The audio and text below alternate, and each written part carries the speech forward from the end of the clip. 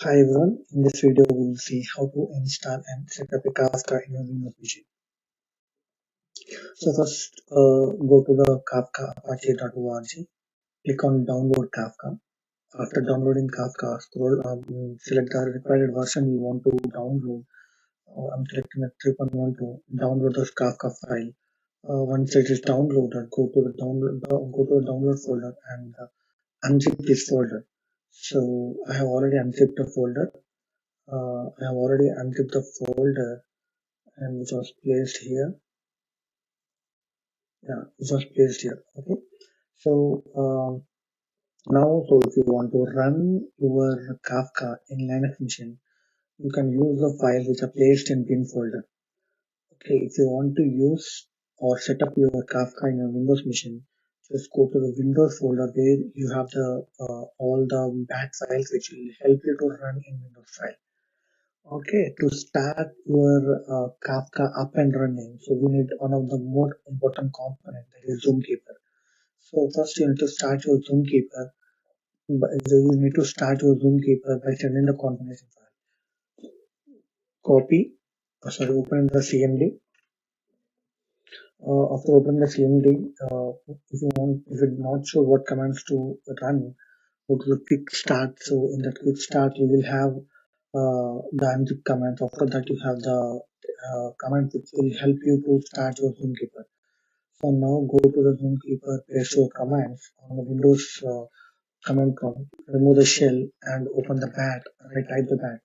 So Jmeter, sorry, the Kafka will not understand, this command prompt will not understand the config folder. So if you enter this config by default, it will not run. So it will show you like the configuration file at missed.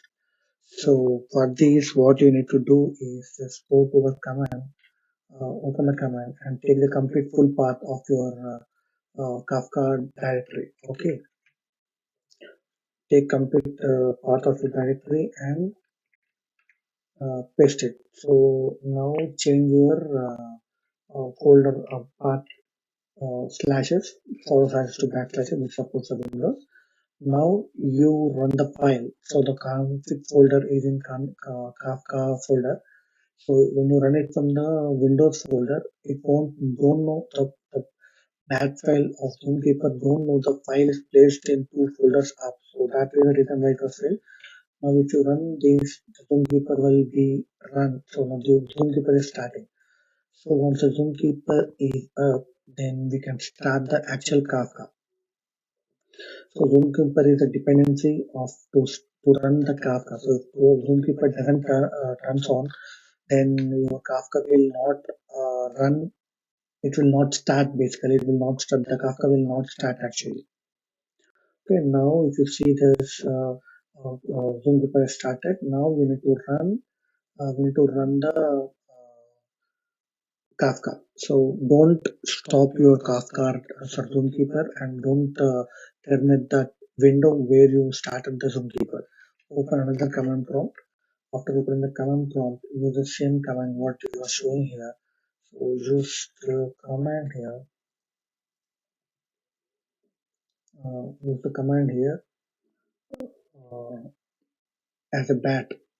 As a bat and copy the same path here. So in the earlier file what we're using here, so we will copy the same path here from here, same path. So where we have the zone, where we have our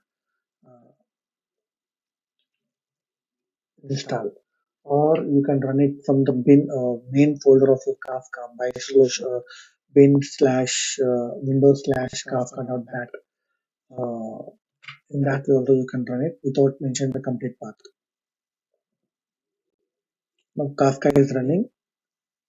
Kafka is starting, so it was connecting with the Zookeeper. Now it's starting. Yeah.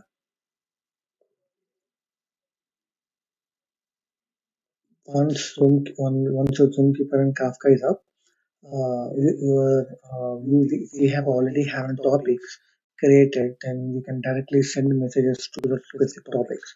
So as we don't have the topics currently, so I will create a temporary topic now. So I will create a sample topic just to send the messages. and we'll add a consumer also to read the messages. So now Kafka is also up and running.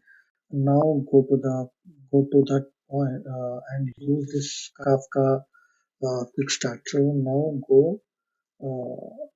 open another command prompt from the Windows folder.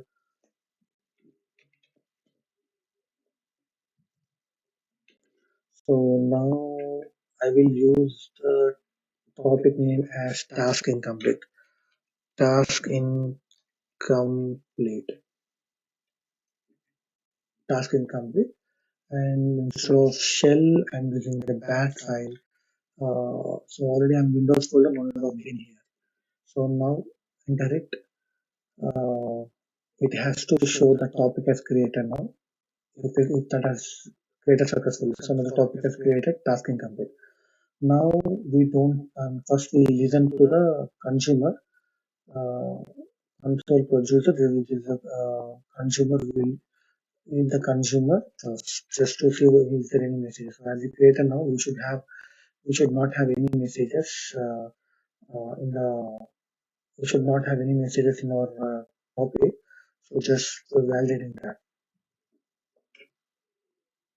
Okay, just pasting here and changing our topic name to task incomplete. Task incomplete. Incomplete, and I'm changing the shell to bat file. Okay, shell to bat file and enter.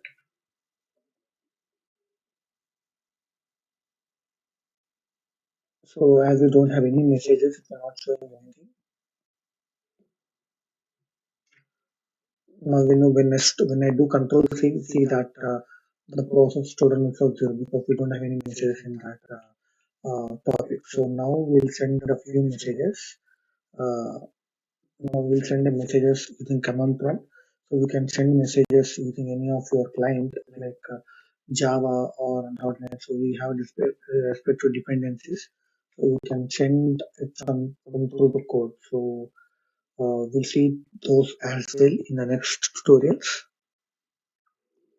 Incomplete. IMPLET. Incomplete. So now Kafka dot control producer dot not recognized as an internal external command. So maybe uh, okay, copied wrong thing.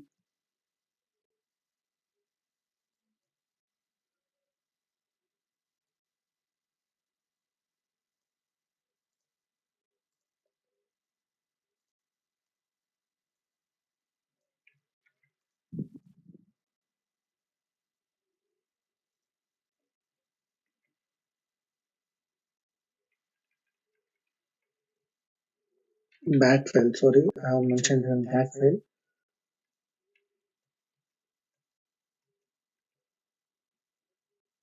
Here typo is a bat file. I mentioned it at that file. So now when you click on that, it will ask for some messages to enter. This is my first message.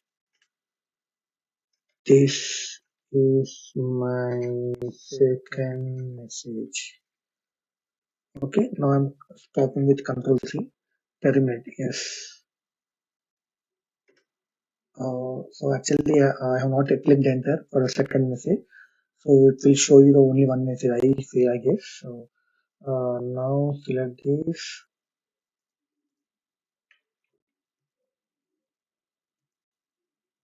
Now I'm running the console again.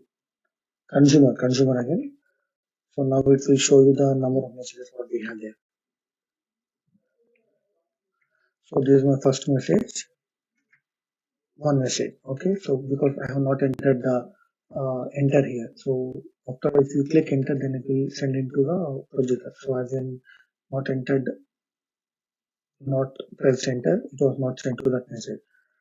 Yeah. So this is how we need to use this. Now the Kafka is up and running, and we're able to send the message using command prompt, and we are able to consume the messages using command prompt. So we'll see how to send messages using Java in next tutorial. Thanks for listening.